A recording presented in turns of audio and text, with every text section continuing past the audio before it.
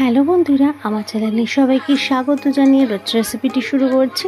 আপনারা চিকেন অনেক রকমভাবে রেসিপি করে খান। আমার এই রেসিপিটি একবার করে দেখুন, আশা করছি আপনাদের ভালো লাগবে। আর ভালো লাগলে অবশ্যই লাইক করে দেবেন, কমেন্ট করে দেবেন এবং চ্যানেলটিকে সাবস্ক্রাইব করে আমার পাশে থাকবেন। তাহলে রেসিপিটি শুরু করা যাক।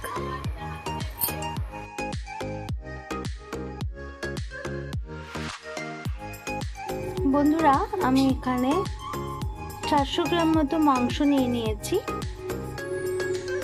বন্ধুরা, আমি এখানে আলু কেটে নিয়েছি, এরকম করে আলু কেটে নিয়েছি, পেঁয়াজ কেটে নিয়েছি, দুটো টমেটো কেটে নিয়েছি, রসুন আর কাঁচা লঙ্কা চিড়ে নিয়েছি।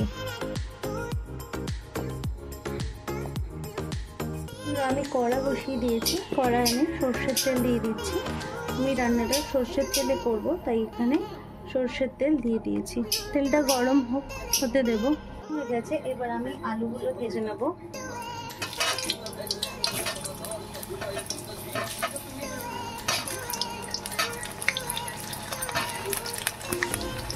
সব আলুগুলোকে ভালো করে ভেজে নেব।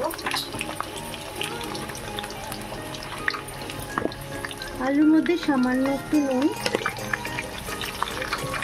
সামান্য একটু হলুদ দিয়ে আমি ভালো করে ভেজে নেব। আলুটা আমি লাল লাল করে ভেজে নিয়েছি। এবার আমি কিছুটা পেঁয়াজ পেস্ট করে নিয়েছি আর কিছুটা পেঁয়াজ আমি কুচি করে নিয়েছি। পেঁয়াজগুলো এবার দিয়ে দেবো তেলের উপরে। পেঁয়াজ, কাঁচা লঙ্কা আর টমেটোগুলো দিয়ে দেবো। কিছুটা পেঁয়াজ আর টমেটো আমি পেস্ট করে নিয়েছি। এবার এগুলো আমি আলুর সাথে ভালো করে ভেজে নেব।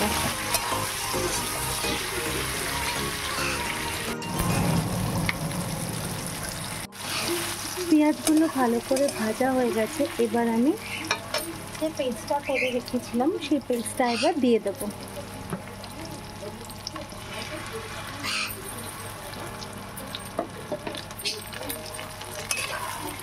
দিয়ে ভালো করে নাড়াচাড়া করে নেব।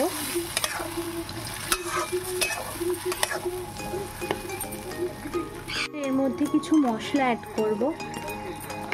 প্রথমে স্বাদ মতো নুন, কাশ্মীরি লঙ্কার গুঁড়ো, ঝাল লঙ্কার গুঁড়ো,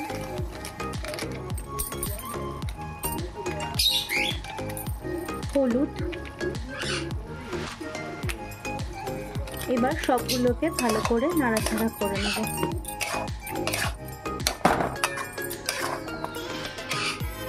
বন্ধুরা, কিছুটা কষানো হয়ে গেছে। এবার আমি মাংসগুলো এর মধ্যে দিয়ে দেব।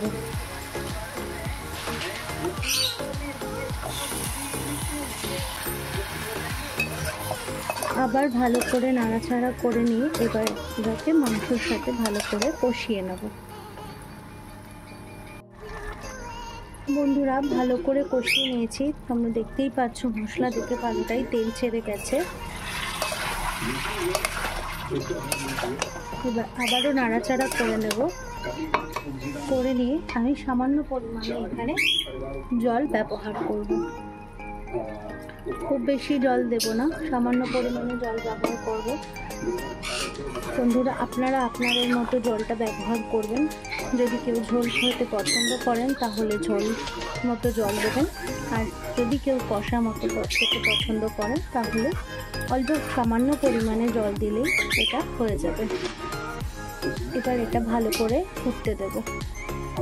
বন্ধুরা, মাংসটা পুরোটাই রেডি হয়ে গেছে।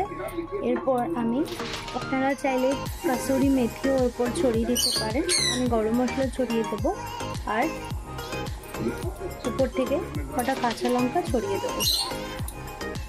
বন্ধুরা, এভাবে আপনারা মাংস রান্না করে বাড়িতে দেখুন, আশা করছি আপনাদের ভালো লাগবে।